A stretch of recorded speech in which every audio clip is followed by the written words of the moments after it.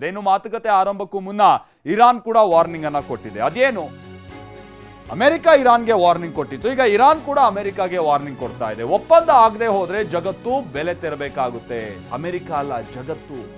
Iran ಉಪಾಧ್ಯಕ್ಷ ರೇಜಾ ಅರೆಫ್ ಈ ಸಂದೇಶವನ್ನ ರವಾನಿಸಿದ್ದಾರೆ. ಅಮೆರಿಕ ಮೊದಲು ಅನ್ನೋದಾದ್ರೆ ಮಾತುಕತೆ ಮಾಡ್ತೀವಿ, ಇಸ್ರೇಲ್ ಮೊದಲು ಅಂತ ಇದ್ರೆ ಮಾತುಕತೆ ನಡೆಯೋದಿಲ್ಲ.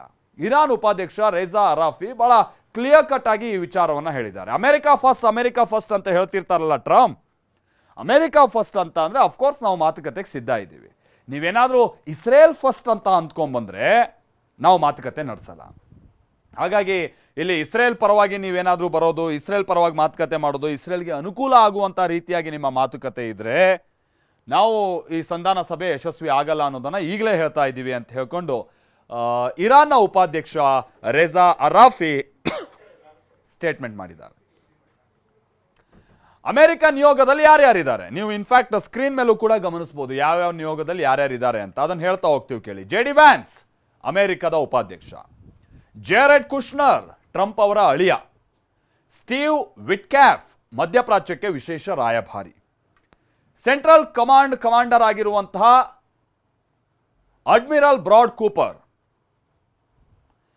ಅಮೆರಿಕ ವಿದೇಶಾಂಗ ಕಾರ್ಯದರ್ಶಿ ಆಗಿರುವಂತಹ ಮಾರ್ಕೋ ರೂಬಿಯೋ, ಇವರು ಅಮೆರಿಕದ ನಿಯೋಗದಲ್ಲಿರುವಂತಹ ಪ್ರಮುಖರು. ಇನ್ನು ಇರಾನ್ನ ನಿಯೋಗದಲ್ಲಿರುವಂಥವ್ರು ಯಾರ್ಯಾರು? ಸುಮಾರು 71 ಸದಸ್ಯರ ನಿಯೋಗ ಇರಾನ್ನ ನಿಯೋಗ ಬಂದಿರೋದು. ಇದು ಸ್ಪೀಕರ್ ನೇತೃತ್ವದ, ಸಂಸತ್ತಿನ ಸ್ಪೀಕರ್ ನೇತೃತ್ವದ ನಿಯೋಗ.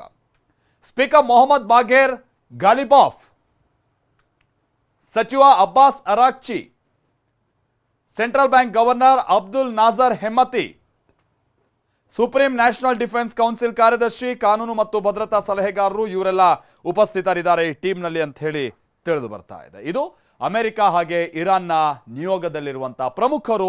ನೀವೀಗ ತಾನೇ ನೋಡಿರೋದು. ಹೀಗೆ ಕೆಲವೇ ಕ್ಷಣಗಳಲ್ಲಿ ಇರಾನ್ ಹಾಗೆ ಅಮೆರಿಕ ಸಂಧಾನ ಮಾತುಕತೆ ನಡೆಯುತ್ತೆ. ಇರಾನ್ ಹಾಗೆ ಅಮೆರಿಕದ ನಡುವೆ ನೇರ ಮಾತುಕತೆ ನಡೆಯುವಂತ ಚಾನ್ಸಸ್ ಇದೆ.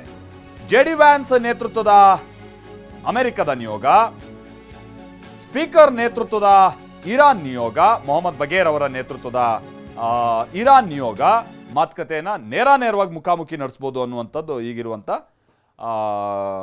ಒಂದು ಸೂಚನೆ. 2015ರ ಬಳಿಕ ಮೊದಲ ಬಾರಿಗೆ ಇರಾನ್ ಹಾಗೆ ಅಮೆರಿಕ ಮುಖಾಮುಖಿ ಆಗ್ತಾ ಇದೆ. ಪರಮಾಣು ಕಾರ್ಯಕ್ರಮದ ಬಗ್ಗೆ ಮುಖಾಮುಖಿ ಸಭೆ ಹಿಂದೆ ನಡೆದಿತ್ತು 2015ರ ಮುಂಚೆ.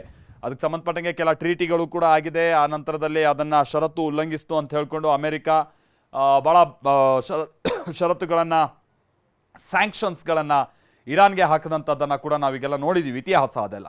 ಸೊ 2015ರ ನೇರ ಮಾತುಕತೆಯ ಬಳಿಕ ಇದೀಗ ಮತ್ತೊಮ್ಮೆ ಮಾತುಕತೆಗೆ ಮುಂದಾಗ್ತವೆ.